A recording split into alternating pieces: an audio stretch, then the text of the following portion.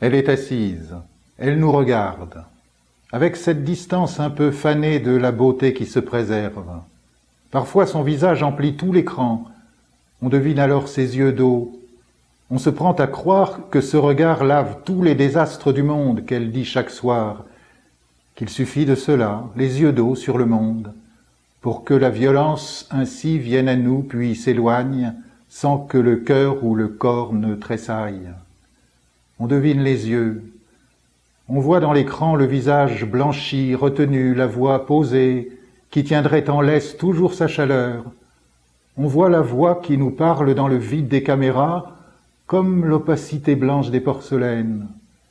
Et le visage et la voix se font lisses, pour dire une à une, minute à minute, les émotions terrifiantes du monde. Chaque jour, elle change de vêtements. On cherche parfois dans la raideur blanche du chemisier, dans l'échancrure du corsage, ou même dans les courbes douces des cheveux, ce qui soudain ferait un chant, l'étincelle d'une liberté retrouvée. On sait bien que c'est impossible, que tout doit rester lisse, minute à minute, qu'il faut sembler maîtriser la mort et la guerre et l'immense cortège des délires. Mais c'est l'élan de l'image. On guette dans l'imperceptible du corps ce qui frémit, ce qui ferait dans le glacis des informations venir sur nous comme une vraie histoire, une présence enfin singulière, où le sourire convoquerait vraiment la parole. Mais on sait que c'est impossible. On sait qu'elle a pris avec elle toutes les prudences, comme un funambule sur le vide qui fait le vide en lui, qui a compris l'irrémédiable de tout écart. Soir après soir, lentement, on apprend que celle qui vient dire le monde en dresse des figures irréelles. Que le monde passe en son corps à la beauté de neige lointaine, et qu'on en perçoit seulement des repères feutrés, des rumeurs dont on ne sait pas bien ce qui les fonde, sauf ce mouvement l'une sur l'autre, terreur sur terreur, comme jadis l'épidémie de peste. Soir après soir, elle fait écran, elle filtre les désastres.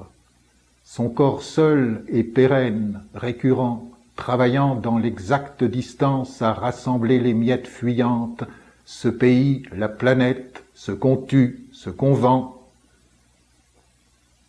C'est une année ou deux plus tard, l'heure a changé légèrement le rituel. Elle est debout maintenant, on voit tout entière la silhouette fluide qui s'appuie parfois à la table, qui se tourne, et la caméra capte alors son mouvement. Est-ce pour la rendre plus présente, pour focaliser sur elle plus de désir, qu'on lui demande ainsi d'occuper l'espace comme au seuil d'une danse inavouée? Comme avant, elle tend les mots entre les images du monde.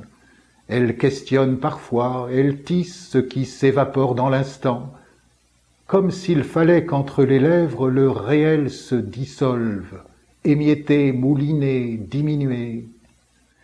Plus encore qu'avant, elle semble cette statue qui bouge dans l'incertain, vers où converge tout ce qui fait douleur ou malheur, dans ce charroi jour à jour où monte la nausée. Statue qu'on ne pourra jamais sacrifier, qui contient toute violence, la rassemble un moment, la jette au vent.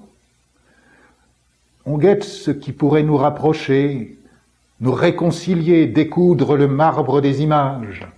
Mais, comme sur le visage de porcelaine, tout glisse sur le marbre, le monde s'écoule, nos doigts ne retirent rien dans les images.